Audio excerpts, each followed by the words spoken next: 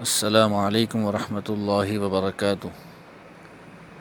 کتاب السیرۃ النبویہ، جلد اول، مصنف علامہ سید احمد بن زین دہلان رحمۃ اللہ علیہ۔ آباء و اجداد۔ کعب یہ عروبہ کے روز قبیلہ قریش کو جمع کرتے تھے۔ انہوں نے اسے یوم الجمعہ کا نام دیا تھا۔ وہ اس دن کی تعظیم بجا لاتے، قریش کو حضور صلی اللہ علیہ وسلم کی بعثت کے بارے بتاتے۔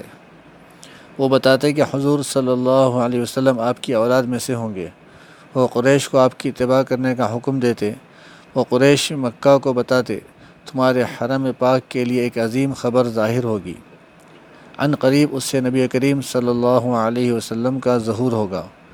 وہ انہیں اشعار سناتے جن کا آخری شعر یہ ہے: محمد عربی صلی اللہ علیہ وسلم اس وقت جلوہ افروز ہوں گے جب لوگ غافل ہوں گے۔ وہ ایسی خبریں بتائیں گے جن سے آگاہ کرنے والا سچا ہوگا۔ وہ یہ شعر بھی پڑھتے تھے: اے کاش میں اس وقت موجود ہوتا جبکہ قبیلہ حق کو نامراد کرنے کے لیے مصروف عمل ہوگا۔ وہ اس روز جو خطبہ ارشاد فرماتے اس میں کہتے: اما بعد، غور سے سنو اور خوب سمجھو اور جان لو کہ رات کی تاریکی چھا جاتی ہے اور دن کی روشنی پھیل جاتی ہے۔ زمین پھنگوڑا ہے، آسمان عمارت ہے، پہاڑ میخیں ہیں، ستارے علامات ہیں۔ بعد میں آنے والے پہلے آنے والوں کی طرح ہیں۔ صلہ رحمی کیا کرو، اپنے سسرال کی حفاظت کیا کرو، اپنے اموال میں اضافہ کرتے رہو۔ دار آخرت تمہارے سامنے ہے اور گمان اس کے علاوہ ہے جو کچھ تم کہتے ہو۔ ان کے اور حضور صلی اللہ علیہ وسلم کے مابین 560 یا 520 سال کا فرق ہے۔ اہل عرب نے اپنی تاریخ کا آغاز اس کے وصال کے دن سے کیا، حتیٰ کہ عام الفیل کے بعد وہ اس تاریخ کا آغاز کرنے لگے۔ پھر حضرت عبد المطلب کے وصال سے تاریخ کا آغاز کیا۔ پھر اسلام میں تاریخ کا آغاز ہجرت سے ہوا۔ کنانہ بن خزیمہ یہ بہت بڑے شیخ تھے۔ ان کے علم و فضل کی وجہ سے اہل عرب ان کے پاس آتے تھے۔ یہ لوگوں سے کہتے تھے مکہ مکرمہ سے ایک نبی کریم صلی اللہ علیہ وسلم کے ظہور کا وقت قریب آ گیا ہے۔ ان کا نام نامی احمد صلی اللہ علیہ وسلم ہوگا۔ وہ لوگوں کو اللہ تعالیٰ نیکی، احسان اور مکارم اخلاق کی طرف دعوت دیں گے۔ تم ان کی اتباع کرنا، تمہارے شرف اور عزت میں اضافہ ہوگا۔ جو حیات آفریں پیغام لے کر وہ آئیں گے اسے ہرگز نہ جھٹلانا، کیونکہ وہ سراپا حق ہوگا۔ الیاس یہ بات تواتر سے ثابت ہے کہ حضور صلی اللہ علیہ وسلم کے جد امجد الیاس حج کے ایام میں اپنی صلب میں سے تلبیح سنتے تھے۔ اہل عرب کے ہاں ان کا بڑا مقام تھا۔ لوگ انہیں سید العشیرہ کہتے تھے۔ ان کے بغیر کسی امر کا فیصلہ نہیں کرتے تھے۔ یہ سب سے پہلے قربانی کے جانور لے کر بیت اللہ کی طرف گئے۔ حدیث میں ہے: الیاس کو برے نام سے یاد نہ کیا کرو، وہ مومن تھے۔ یہ اپنی قوم میں لقمان حکیم کے مانند تھے۔ روایت ہے: ربیعہ اور مدر کو برے الفاظ سے یاد نہ کیا کرو، یہ دونوں مومن تھے۔ ایک اور روایت میں ہے: مدر کو برے الفاظ کے ساتھ یاد نہ کیا کرو، یہ دین اسماعیل علیہ السلام پر تھے۔ ان کی حکمت آموز باتوں میں ہے: جو خیر بوتا ہے وہ خوشی کی فصل کاٹتا ہے، جو برائی کو بوتا ہے وہ ندامت کی فصل کاٹتا ہے۔ روایت ہے کہ خزیمہ، مدرکہ اور نزار میں سے ہر ایک کی آنکھوں کے مابین حضور صلی اللہ علیہ وسلم کا نور مبارک چمکتا تھا۔ نزار جب نزار کی ولادت ہوئی تو ان کے والد نے ان کی آنکھوں کے مابین حضور صلی اللہ علیہ وسلم کا نور مبارک تاباں دیکھا تو بہت زیادہ خوش ہوئے۔ بہت سے اونٹ ذبح کیے اور لوگوں کو کھلائے۔ پھر کہا: یہ ساری سخاوت و فیاضی اس مبارک نومولود کے مقابلے میں کم ہے۔ اسی لیے ان کا نام نزار پڑ گیا۔ یہ حسن و جمال اور عقل و دانائی میں اپنے زمانے کے سب لوگوں سے فائق تھے۔ معد بن عدنان روایت ہے کہ جب اللہ تعالیٰ نے بخت نصر کو عرب پر مسلط فرمایا تو اللہ تعالیٰ نے حضرت ارمیہ علیہ السلام کو حکم دیا کہ وہ اپنے ساتھ معد بن عدنان کو سوار کر لیں تاکہ انہیں کوئی گزند نہ پہنچے۔ اللہ تعالیٰ نے فرمایا، میں ان کی صلب سے نبی کریم صلی اللہ علیہ وسلم کا ظہور کروں گا، ان پر سلسلہ رسالت و نبوت ختم کروں گا۔ حضرت ارمیہ علیہ السلام نے اسی طرح کیا، انہیں اپنے ہمراہ سرزمین شام کی طرف لے گئے۔ یہ بنو اسرائیل کے ساتھ ہی پروان چڑھے۔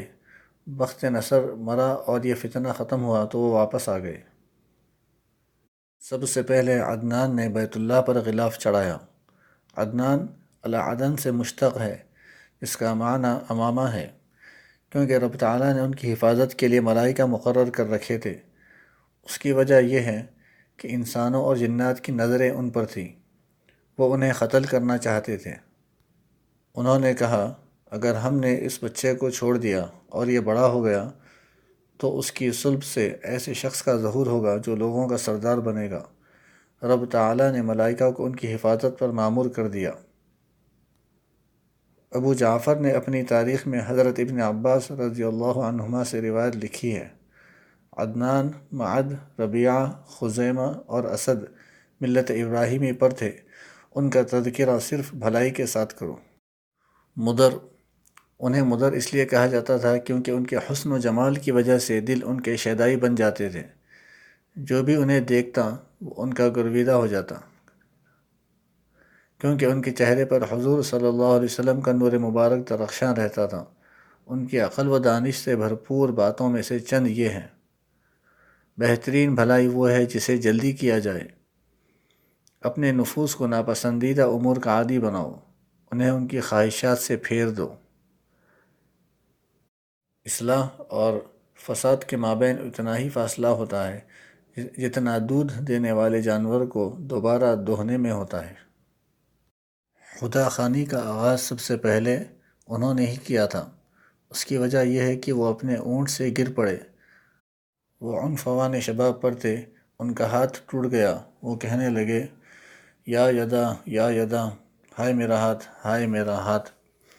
اونٹ چراگاہ سے آ کر ان کے پاس جمع ہونے لگے۔ جب صحت مند ہو گئے تو خدا خوانی کا آغاز کیا۔ ان کی آواز بہت دلکش تھی۔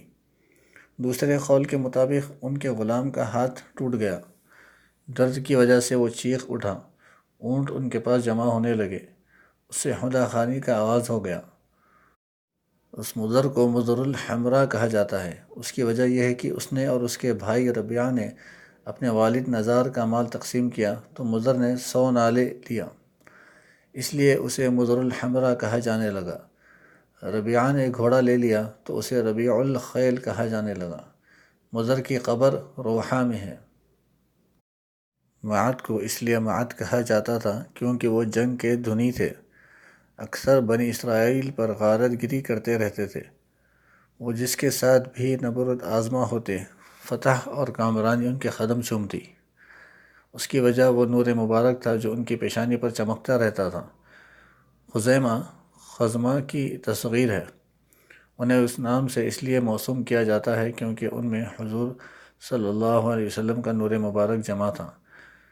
مدرکہ کو اس لیے اس نام سے یاد کیا جاتا تھا کیونکہ انہوں نے حضور صلی اللہ علیہ وسلم کے نور مبارک کی وجہ سے ساری عزت و فخر کو حاصل کر لیا تھا۔ ان میں یہ نور مبارک عیاں اور ظاہر تھا۔ نظر، ان کے چہرے کی شادابی، جمال و زیبائی اور حسن کی وجہ سے نظر کہا جاتا تھا۔ ان کے بارے میں ایک فحش روایت بیان کی جاتی ہے کہ ان کی والدہ برہنہ بنت طابخہ سے ان کے باپ کنانہ نے اپنے والد خزیمہ کی وفات کے بعد اس سے شادی کر لی تھی، جس سے نظر پیدا ہوئے تھے، جیسا کہ جاہلیت میں اہل عرب کا رواج تھا کہ جب کوئی شخص مر جاتا تو اس کا بڑا بیٹا اس کی زوجہ کا مالک بن جاتا۔ اسی لیے اللہ رب العزت نے فرمایا، وَلَا تَنْكِحُوا مَا نَكَحَ آبَاؤُكُم مِّنَ النِّسَاءِ إِلَّا مَا قَدْ سَلَفَ، اور نہ نکاح کرو جن سے نکاح کر چکے تمہارے باپ دادا مگر جو ہو چکا اس سے پہلے سو وہ معاف ہے۔ مگر یہ فحش خطا ہے۔ ابو عثمان الجاحظ لکھتے ہیں، خزیمہ کے انتقال کے بعد کنانہ نے اپنے باپ کی بیوہ کو اپنی زوجیت میں لے لیا، مگر وہ جلد ہی مر گئی۔ اس سے نہ بیٹا پیدا ہوا نہ ہی بیٹی۔ پھر انہوں نے اس کے بھائی کی بیٹی سے نکاح کر لیا۔ اس کا نام برہ بنت مر بن عد بن طابخہ تھا۔ اس سے نظر پیدا ہوئے۔ جب لوگوں نے سنا کہ کنانہ نے اپنے باپ کی بیوہ کو زوجیت میں لے لیا ہے تو بہت سے لوگوں کو یہ غلط فہمی ہو گئی، کیونکہ دونوں بیویوں کے نام ایک جیسے تھے اور نسب بھی قریب تھا۔ اہل علم و نسب میں سے ہمارے مشائخ کا یہی موقف ہے۔ ہم اللہ تعالیٰ کی اس سے پناہ مانگتے ہیں کہ آپ کے نسب پاک میں ناپسندیدہ نکاح کا داغ لگائیں۔ حضور سید الانبیاء صلی اللہ علیہ وسلم نے فرمایا، ابتدا سے لے کر انتہا تک میں اسلامی نکاح کے مطابق ایک پشت سے دوسری پشت میں منتقل ہوتا رہا۔ جس شخص نے اس موقف کے علاوہ اور نقطۂ نظر اپنایا ہے اس نے غلطی کی ہے۔ اس حدیث پاک میں شک کیا۔ ساری تعریفیں رب تعالیٰ کے لیے ہیں جس نے آپ صلی اللہ علیہ وسلم کے نسب پاک کو ہر قسم کے عیوب سے پاک رکھا۔